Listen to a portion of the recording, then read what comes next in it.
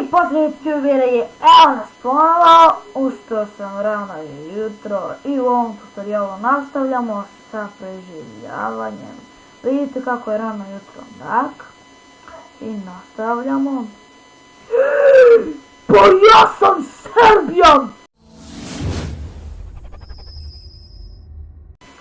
I pozdrav YouTuberi, u ovom tutorialu ću vam pokazati kako imati Bogdan Gamesov nick. Pa evo, ja ga imam, samo ukucate ovamo Bogdan Games, ukucate, ali mora ovako da bude.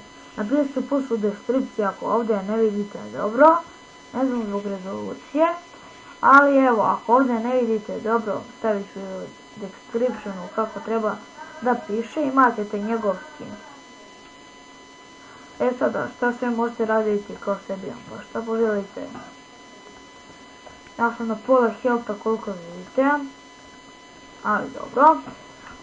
Ovdje sad možete raditi što želite sa njegovim kontom. To su mi neki drugari pitali, ali evo napravio sam i taj klip. Nadam se da sam nekom pomogao.